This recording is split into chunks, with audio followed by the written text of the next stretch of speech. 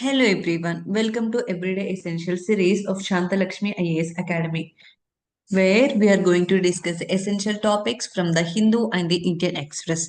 So today, as part of this series, let us discuss the topics from 3rd July 2025, where we are going to discuss first about the Quad Foreign Ministers meeting, and second about the Operation Milan, and third Garden Fort Rank Trust, and fourth National Turmeric Board, and finally Trinidad and Tobago as part of the mapping. So before going to the discussion, Shantha Lakshmi IAS Academy is offering a free prelims test that is based on the current affairs. That is the track weekly prelims test series as part of our Elevate Holistic Guidance Program 2026. So this is a free test for all, and this test will be conducted on every Saturday, and this is a prelims test prelims test conducted on based on the last week's current affairs, and this test is for 50 questions and for 1 hour, exactly aligned with the recent changing trend of the UPSC prelims paper. And for the month of June, we have already conducted 4 weekly prelims tests. So you can also download those 4 weekly prelims tests from our Telegram channel Shantha Lakshmi IAS Academy. And starting from this first Saturday of this July month, you can enroll to this program by contacting 9000222737, and you can directly write these tests every Saturday so that you will be in track with respect to a prelims preparation. Now, starting with our first topic, that is the Quad Foreign Ministers meeting. So, why we are discussing this? Now, recently, this 10th Quad Foreign Ministers meeting was conducted, which including the Secretary of the State of the United States and the Foreign Ministers of Australia, India, and the Japan. They met at this Washington DC on 1st July 2025. And remember, this is the 20th Quad Foreign Ministers meeting. And this Quad is a informal meeting. The squad is an informal group consisting of 4 members, that is Australia, India, Japan, and the United States, mainly focused on the Indo-Pacific security. Now, what are the highlights of this 10th Foreign Security Meeting? So, coming to the outcomes are based on 4 key terms. Those are the maritime and the transnational security. Second is the economic prosperity and security. Third is about the critical and emerging technology. And fourth is about the humanitarian assistance and the emergency response.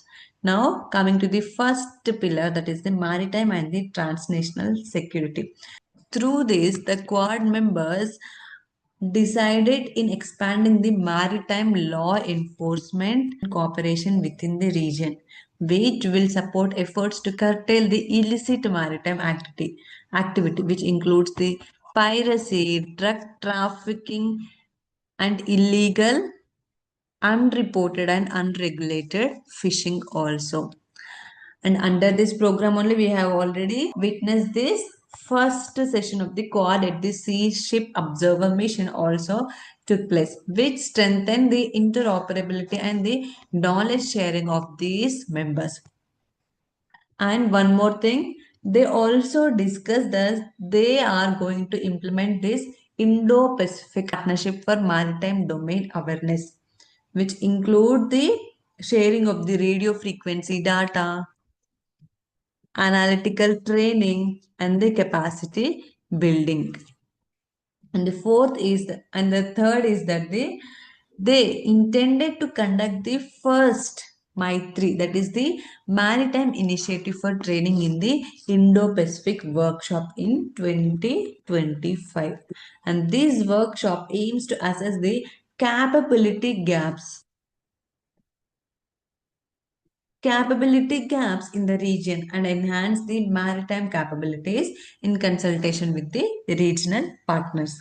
Now coming to the second pillar, that is the economic prosperity and the security. So how they are going to ensure this economic prosperity and security? See, the Quad foreign ministers said that they will launch this new initiative, that is Quad Critical Minerals Initiative, which will strengthen the cooperation on priorities such as security and also diversifying reliable supply chains and electronic waste, e-waste critical minerals recovery and the reprocessing. So this Quad Critical Minerals Initiative will enhance or expand the Quad's cooperation in the supply chain resilience measures for these critical minerals. And the second one is that they are also going to launch the Quad Ports of the Future Partnership in Mumbai by hosting a transportation and the logistic conference. And this conference will increase the knowledge, facilitate dialogue, and also exchange experience on the advanced ports and the logistic experience. And under this economic prosperity and security, they also said that they are going to advance the Quad partnership on cable connectivity and resilience. They are going to continue and advance this initiative, that is the Quad partnership and the cable connectivity and the resilience. So this forum will encourage those members to identify the opportunities for digital infrastructure cooperation. Now coming to the third pillar, that is the critical and the emerging technology. Under this, the Quad say that they are going to continue to promote the digital infrastructure projects across the Indo-Pacific by learning lessons from the Open Radio Access Network deployment, which they deployed in the Palau. They are also thinking to consider these future deployments in other areas also. And under this critical and the emerging technology pillar, they also said that they remain committed to deepening research to transform the agricultural approaches and empower farmers through this initiative. That is the Advancing Innovations for Empowering Next Gen Agriculture AI Engage initiative. And also they say that the Quad STEM fellowship is also there, and this fellowship will continue to build ties among the next generation of science and technology leaders. And coming to the fourth pillar, that is the humanitarian assistance and the emergency response. Under this, they say that they are going to continue or support this humanitarian and the emergency response and efforts to prevent and contain the health security threats across the Indo-Pacific region. So these are the outcomes of the 10th Foreign Ministers meeting of the Quad. Now moving to our second topic, that is the Operation Milan. So why we are discussing this? The Union Home Minister Amit Shah congratulated the Narcotics Control Bureau and other law enforcement agencies for busting an international drug cartel, that is darknet syndicate, through the darknet. So this drug cartel is operating through the darknet. So with the operation named, code named Operation Milan.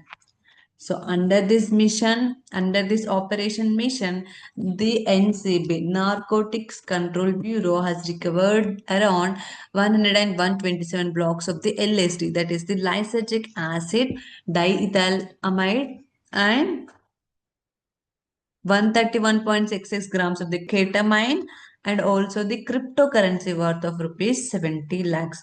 So this LSD and the ketamine are the extreme potent hallucinogens.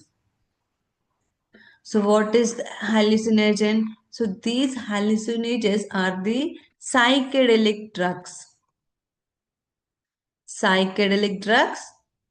which potentially change the way the people he see, hear, taste, smell, or feel, and these are also going to affect the mood and the thought also.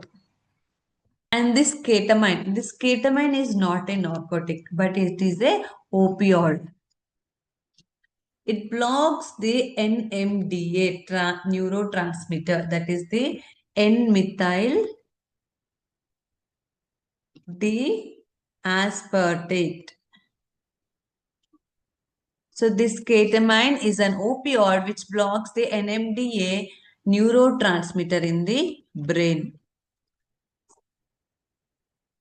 So by blocking this neurotransmitter, these drugs are going to create a hallucination. Now moving to a third topic, that is the guidance foreground trust. So why we are discussing, what is the context of this discussion? See that the 14th Dalai Lama.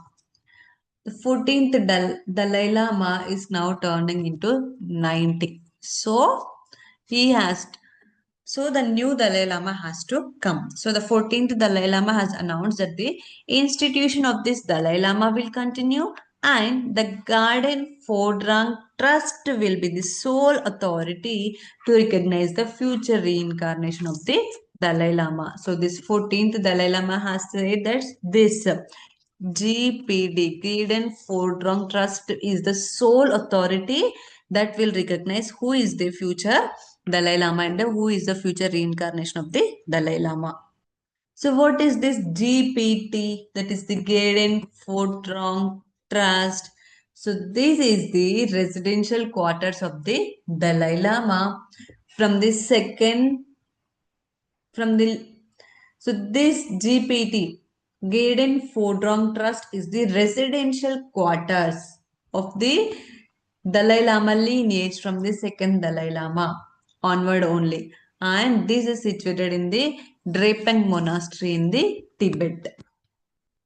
And after the Potala Palace was built by the order of this fifth Dalai Lama.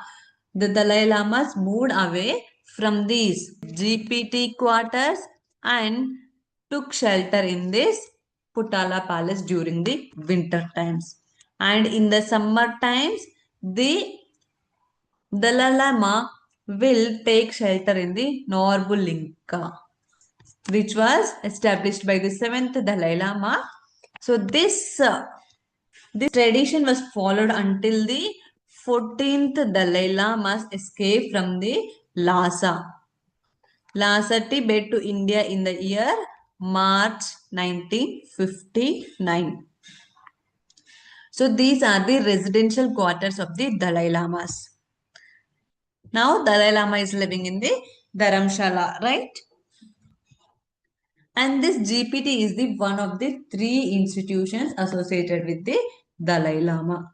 So we'll see what are those other three institutions also. So first is the Guidance Fortrong Trust. So this is a registered body established in the year 2011 and registered in the Dharamshala with the aim of recognizing the reincarnation of Dalai Lama. See, this is the context we are discussing this point, right? The 14th Dalai Lama has said this Gaiden Fortrang Trust will is the sole authority in recognizing the future reincarnation of Dalai Lama. So this GPT will, the main aim of GPT is the recognizing the future reincarnation of Dalai Lama. So it is based in the office of the Dalai Lama and Dalai Lama heads this trust. So through this only, there will be 15th Dalai Lama, 16th Dalai Lama and so on. So this GPT will only recognize the who are the future Dalai Lamas. And the second is the Gaiden Fordrang Foundation, that is the GPF. And this is a tax exempt. And this is a tax-exempt Swiss non-profit organization with its registered office in the Zurich, that is in Switzerland, and it is supervised by the Swiss Federal Department of Home Affairs. And what is the aim of this foundation? The aim of this foundation is to maintain and support the tradition and the institution of the Dalai Lama. And also, it promotes the basic human values, mutual understanding among the religions. It promotes the peace and non-violence also. It also looks into the matter of the protection of environment also.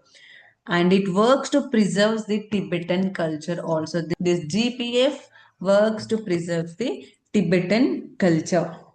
The third is the Dalai Lama Trust. And it is a non-profit charitable organization founded by the now existing 14th Dalai Lama in 2009, based of its office in the headquarters in the New Delhi, India.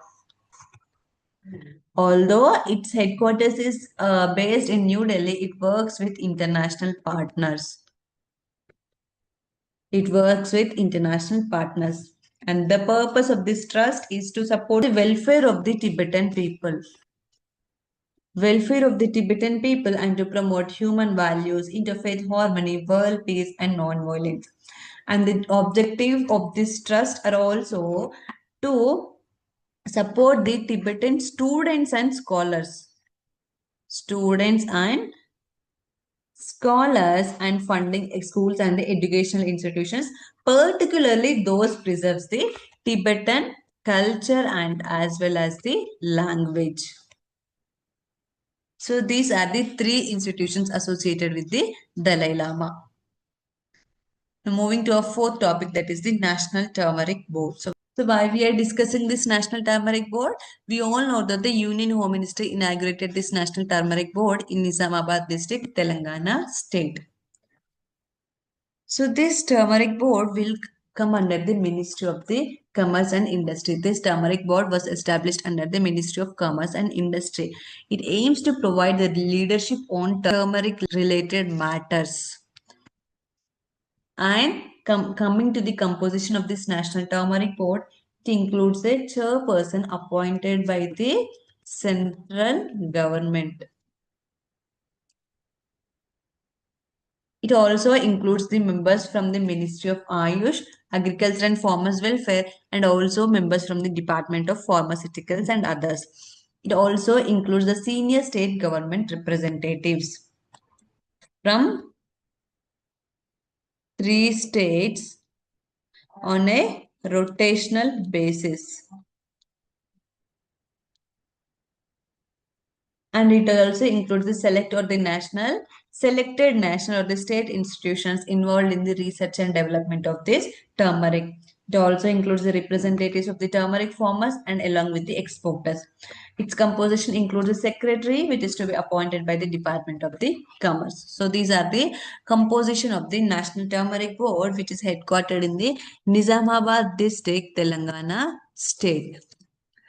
Now coming to some facts of this turmeric. So India is the largest producer, consumer and exporter of the turmeric in the world. And about 30 varieties of turmeric are grown in over 20 states of India. And in India, 4 states, that is Telangana, Maharashtra, Tamil Nadu, and Andhra Pradesh. These 4 states constitutes the 63.4% turmeric production. These 4 states together contribute to the 63.4% turmeric production. And the leading export markets for India are the Bangladesh, UAE, USA, and the Malaysia for this turmeric. And this turmeric is also referred to as the golden spice. It is grown in diverse tropical conditions with an annual rainfall of 1500 millimeter or more and the temperature between 20 to 30 degrees Celsius. Now moving to our final topic, that is the Trinidad and Tobago. So why we are discussing this? Yesterday we discussed about the Ghana, right? Why? Because Prime Minister Narendra Modi is in Ghana from July 2nd to 3rd. And after that, he will visit this Trinidad and Tobago as part of this 5-nation tour. So this Trinidad and Tobago is the southernmost island in the Caribbean, and it is situated here 11 kilometer northeast to the Venezuela, which is a South American country. And this Tobago is 20 miles away from the Trinidad. And here it is the Barbados.